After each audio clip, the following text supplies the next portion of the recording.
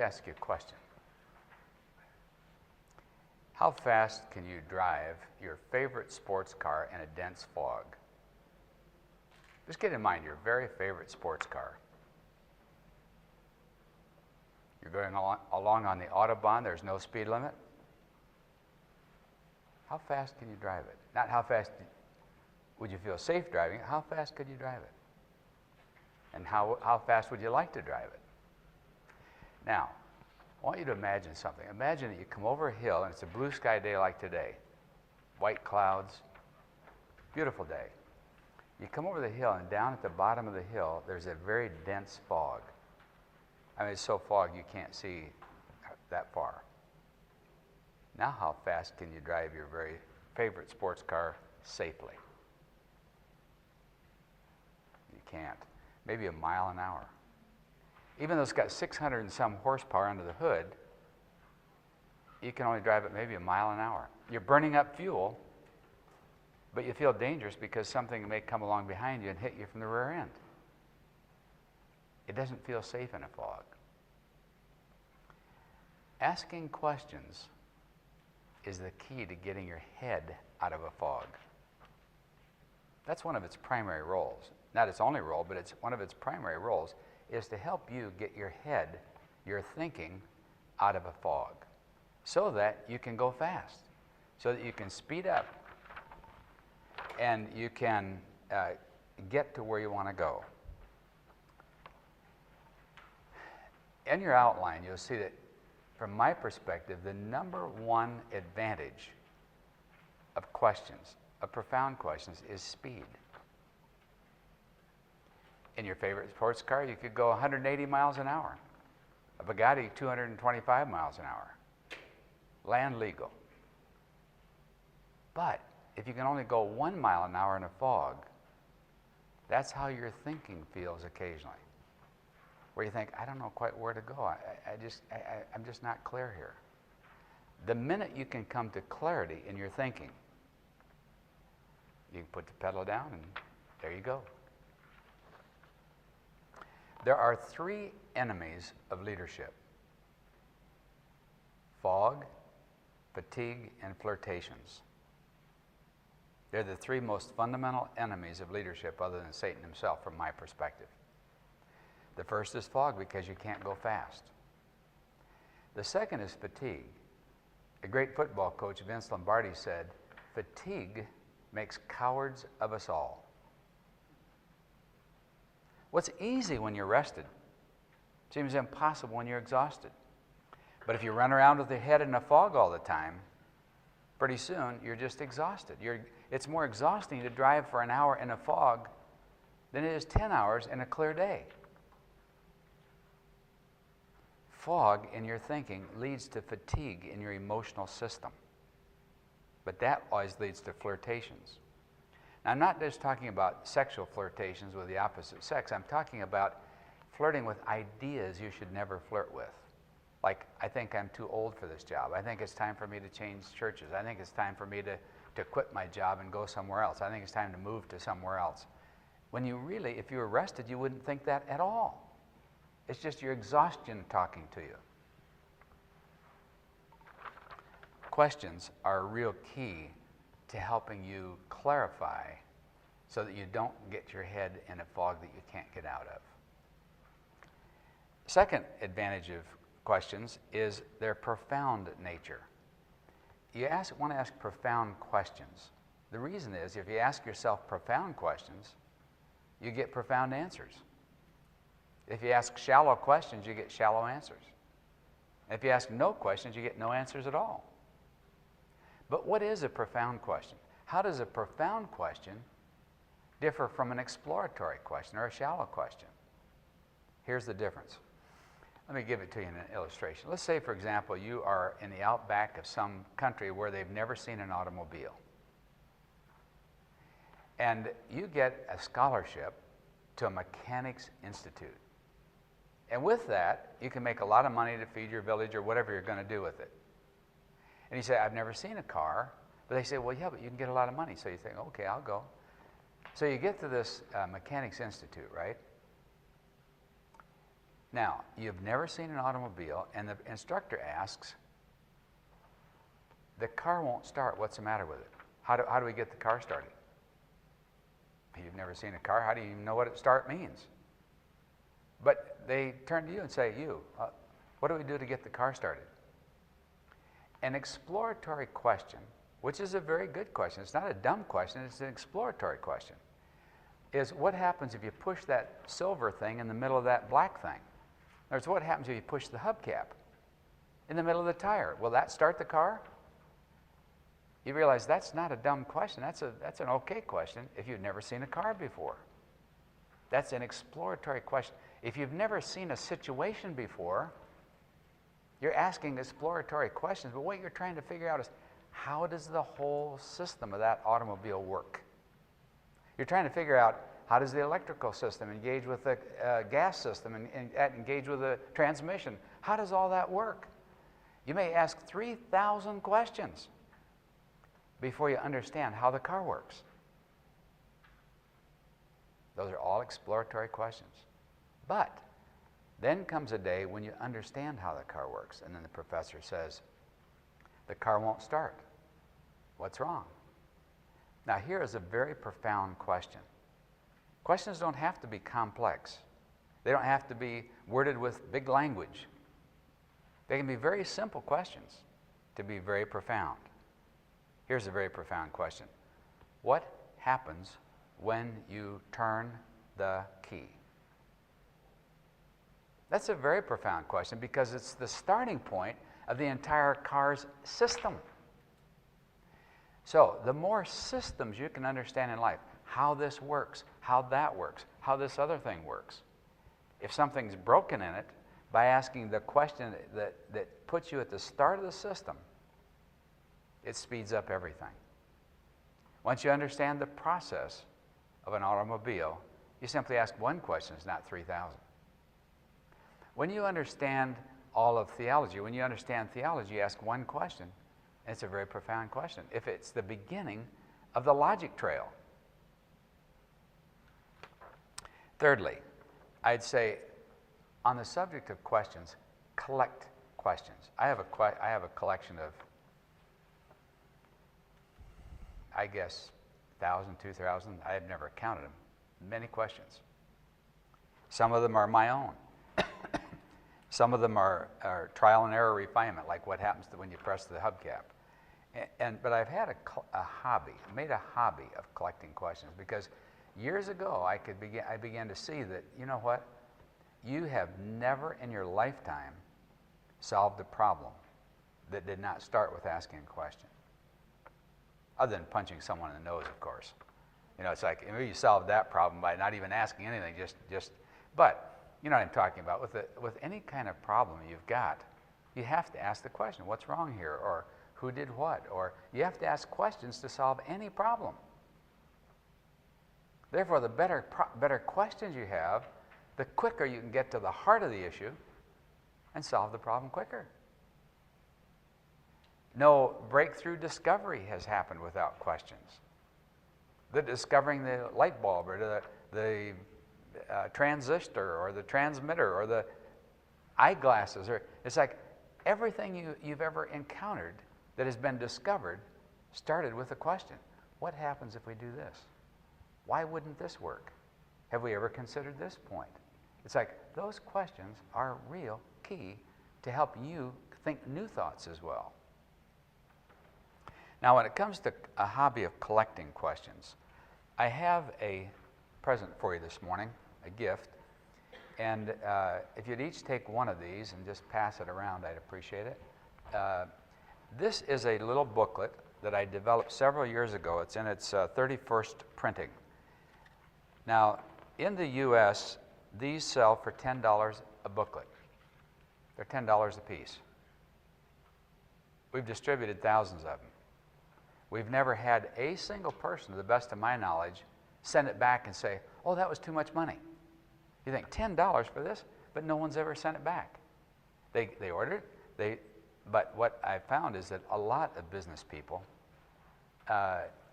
say, I say, have you ever seen my little booklet on asking? They say, right here in my drawer, right here in my briefcase. Yeah, I refer to that all the time. Whenever I run into something I don't know what to do with, I open that up. Let me just take you through it just a minute. What I've done is to collect here the most profound questions, like what happens when you turn the key, in the key areas that you'll face as a leader. And like asking profound personal questions and avoiding small talk. You ever get to a party and think, when are we going to stop talking about the weather and gas mileage? Well, the first list is 10 questions to ask to avoid small talk. The second is brainstorming. If you say, you know what, we're stuck here. I don't know where to go from here. I don't know what else to think about. I don't know how else to approach it. Well, start asking the brainstorming questions, and it'll get your thinking way outside of your own current thought process, and new ideas will come to you that you haven't thought of before. They're very profound questions. They aren't complicated. They're not in Greek or Hebrew or something, but they're very profound questions. And then careering. When you or a friend are stuck, and you feel like, I don't know where to go from here. I don't know where my next job will be, where my profession should lead me. I don't know what my career path is. By the way, any of you who are in your early to mid-40s and you start your midlife re-evaluation, they're saying, could I see myself spending the rest of my life here? What you're looking for is your life work. What you're looking for is, what could I see myself doing the rest of my life? And whenever you're in the process of changing positions or wondering, should I change, get these questions out. Whenever you're counseling with someone, they're saying, I'm happy at work, I don't know if I should stay there, get these questions out and ask them. When you're deciding, when you're trying to make a risky decision, should I take the position? Should we move to this other city? Should I buy the car? Should I invest in this investment? Whenever you think, you know what, I don't want to make a wrong decision here. I wish there was someone I could talk to about this, but there isn't. Get out this little booklet, turn to section 4, which is page 12, ask yourself those questions, and chances are they'll be very helpful. And then interviewing. If you're about to hire someone, if you're in a position at work where you're hiring a new staff person, those are some questions to ask. And then focusing or refocusing your life. Often you'll get to life, at least I have, where I feel like life's just sort of out of focus. I'm sort of in a fog. I don't know exactly where I'm going next. If you get to a situation like that, pull out those questions. They'll be helpful to you. And organizing. Whenever you're organizing a committee or a concept or a project or something like that, ask these questions. It'll help you organize. And then parenting. By the way, I didn't do the ones on parenting. I had a guy who was what I felt was probably the best father I'd ever observed. I said, give me the 10 questions that'll help you on parenting. That's what he's in there, Scott Melby. Then planning. Every organization, you're planning an organization, you're planning what to do with our church, what's our plan for next year, etc. Those questions, answer those questions, you'll find your thinking clearing up, the fog going away. And then solving. Many times each year you run into problems that you just didn't anticipate. It's a problem. It's a situation you've never seen before. And you think, how do we deal with this thing? Ask these questions. It'll help you. It'll help you. Then in the back, I basically, let me tell you what page it is here. On page 23, I basically made a list of 10 bonus questions. These are my all-time favorite, personal all-time favorite questions. So if you'll ask those, I'll just run through them very quickly with you. The question, why, is the most powerful question on earth. Why are we doing it? We're going to change. Well, why? Well, why is that important? Well, why is that important? Well, why is that important? Whenever you're in a situation where you can't make a decision and the group starts talking about it for an hour or two, here's your profound question. Well, what would be the ideal solution long term? Cuts the fog like that. And then to gain a big picture, if you could only do 3 measurable things in the next 90 days, which would make a 50% difference, what would you do? I use that question all the time. My personal organizer is built around that question. That Steve Douglas, who is the head of what used to be Campus Crusade for Christ, now Cru, He taught me that question years ago. I used it, and I said, Steve, do you ask that question all the time? He said, I don't think so. I said, let me write it down word for word, because that's a phenomenal question. If you could ask yourself, whenever you're sort of thinking, all right, where do I go from here? I got that project done. Say, all right, if we could only do 3 things in the next 90 days that make a 50% difference, what would we do? It's fun. And you say 50% difference in what? It doesn't matter. 50% difference this year, 50% difference in 5 years, 10 years, in my life.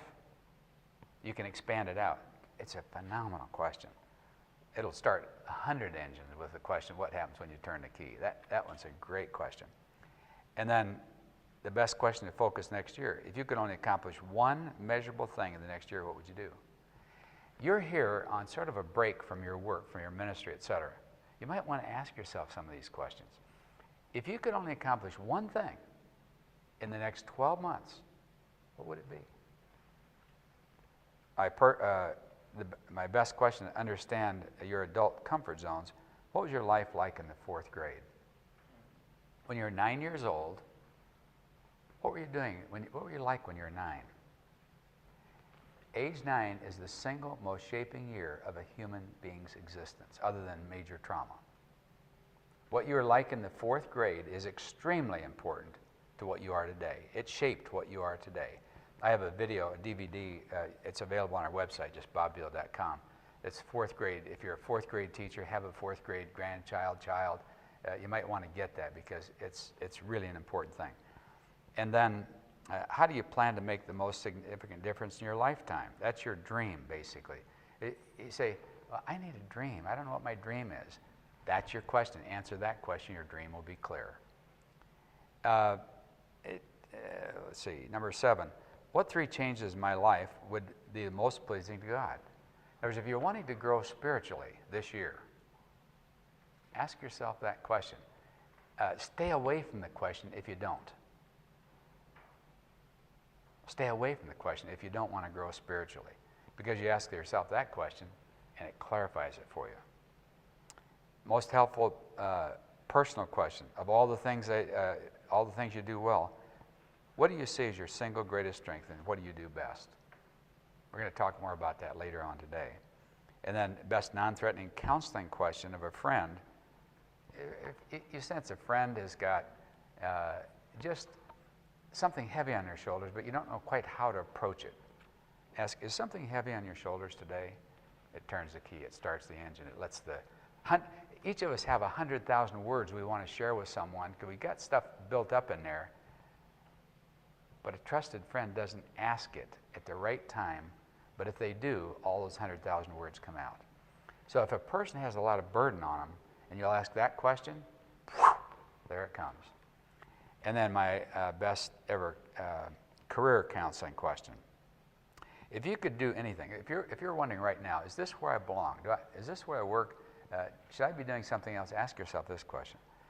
If you could do anything you wanted, had all the time, money, staff, education you needed, and you knew for certain you couldn't fail, and God told you you can do what you want, what would you do?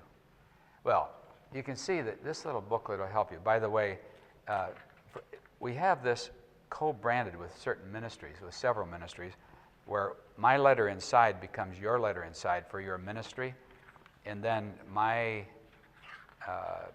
the endorsements or testimonials back in the back page, inside back page, become about your ministry. And if your ministry would like to have these to pass out to college students or to business people or whatever, talk to me afterwards. I'd be happy to talk to you about that. Bottom line, asking profound questions, make a hobby of it for life, so that you've got the best collection of questions to bring to bear when you or another person, someone on your staff, is struggling with something. And the right question at the right time speeds up the process incredibly, and it blows the fog out of your thinking, out of their thinking. I say make a lifelong habit of collecting great questions. This is simply a list that'll get you started on the collection. Okay?